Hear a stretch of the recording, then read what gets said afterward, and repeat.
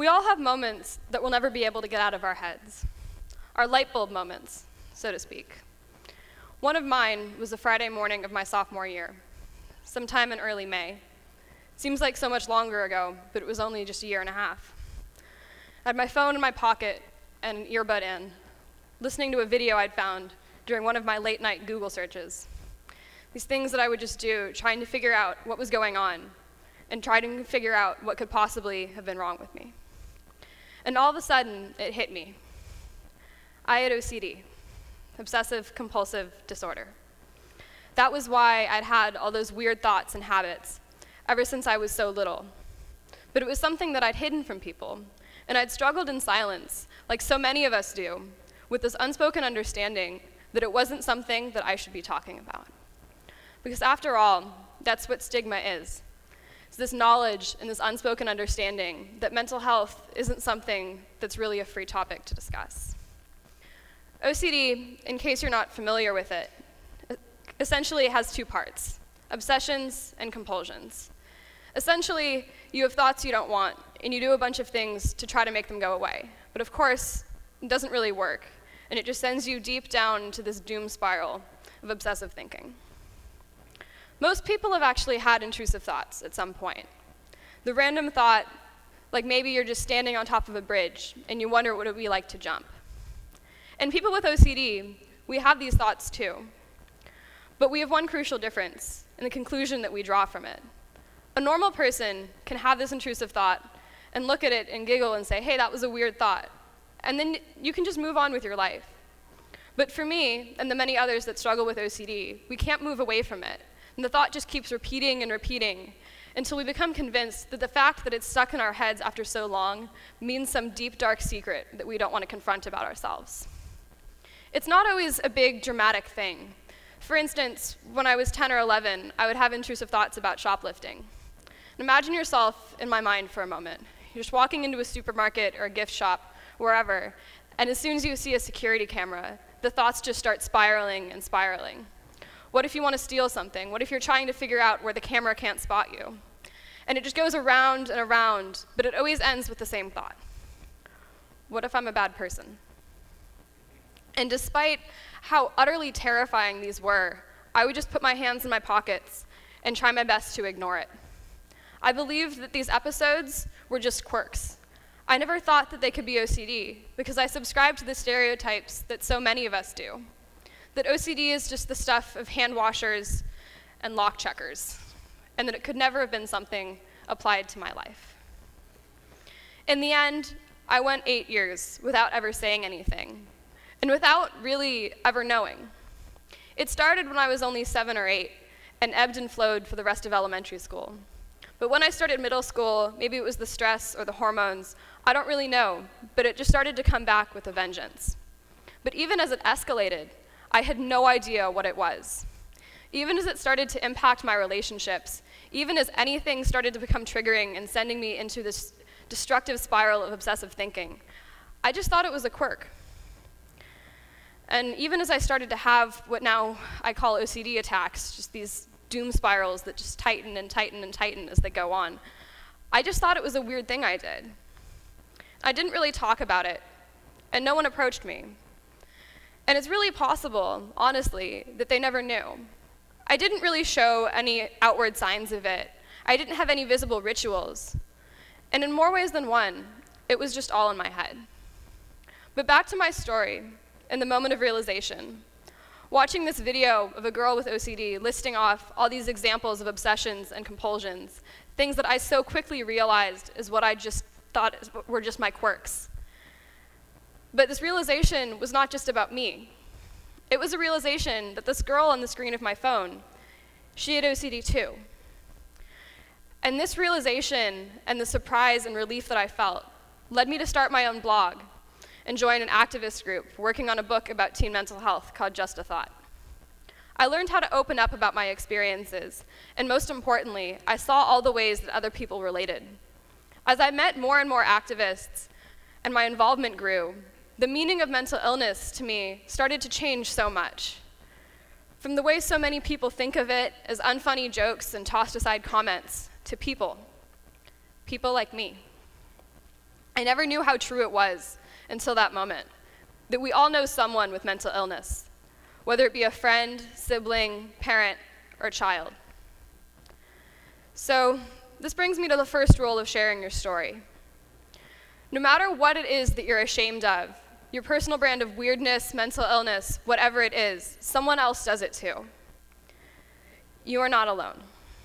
The universe doesn't really care how weird or awkward or messed up you feel. You will just keep finding your jaw drop as more and more people admit to struggling with the same things that you thought had made you alone. And that was really what surprised me so much about intrusive thoughts. That these other people, the girl in the video, and everybody else's story who I eventually found, that they had the same deep, dark fears as I did. They struggled with the same things that I held to myself and that I thought made me alone, but I wasn't. And to bring this back to a quote from one of my favorite poets, Neil Hilborn, whatever you're feeling right now, there's a mathematical certainty that someone else is feeling that exact thing. When you learn how many other people have been through it, mental illness, whatever it is, it just starts to redefine it a little.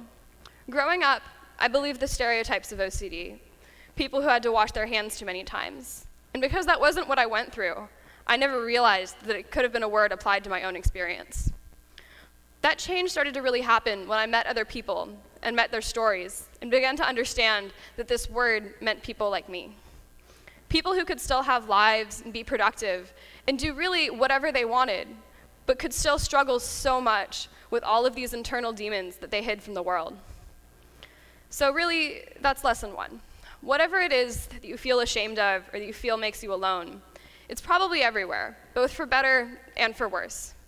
You're not alone, despite how awkward or uncomfortable you might feel. Which brings me to lesson two.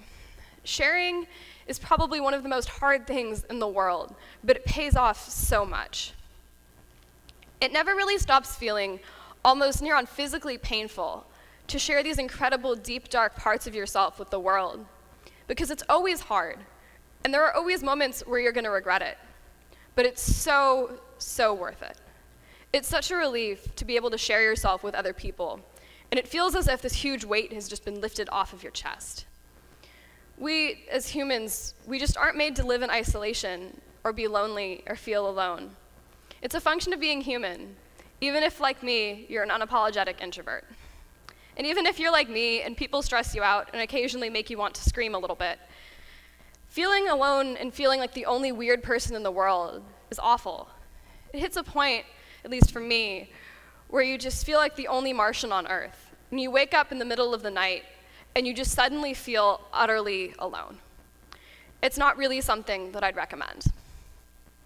But through sharing my story and speaking these uncomfortable parts of myself out into existence, this feeling of shame started to fade away. I'm still ashamed sometimes, but every time I share my story, I feel that much more comfortable, and I learn how much it pays off. From work on my blog, to online spaces, to activist groups. It's a journey that's taken me all the way to the TEDx stage. For me, there's no better feeling than finding out that someone has had the same struggles, even if they look normal or look put together. And as far as I know, neither of those things really exists. Eventually, for me, I just started to wonder how many other people were struggling too. I do the math, trying to figure out who the other mentally ill kid in my class was, and figuring out, statistically speaking, there are 20 kids with OCD at this school, and knowing so much that I just wanted to get to know each and every one of them. And because this speech wouldn't be complete without it, here's what I would say to those 19 people. You are not alone. I know that your brain might be a scary place, and I know that my brain is still a scary place some days. But living with this illness and living with your worst fears bouncing around inside your head, that doesn't make you weak. That makes you brave. And I hope that you come to learn that someday. Statistically speaking, your journey through the wilds of obnoxious brain things has probably been a lot like mine, lonely and long. That tends to be the story for people like us. The average time from onset to treatment with someone with OCD is 7 to 10 years. But this is only the beginning. There is help and there is hope, even if you can't imagine it right now. I know I couldn't. But here I am, living life as best I can. I still struggle, but I'm doing so much better than I was even a year ago. Sharing is so difficult, but it pays off, and it's how I was able to get help and become the person who had the courage to be here, standing here, and talking about all of this. But back to lessons learned. Lesson 3, there is not and will never be an endpoint. Recovery and life are both just these ongoing processes that we just have to muddle through. There's never a point where you can really say that you've made it or that you've finished, because no one's ever really finished. But the best we can all hope for is just 2 steps forward and 1 step back, and hope to be proud of yourself, and slip and get back up and be proud of yourself again. But even if there isn't really an endpoint, there's still recovery.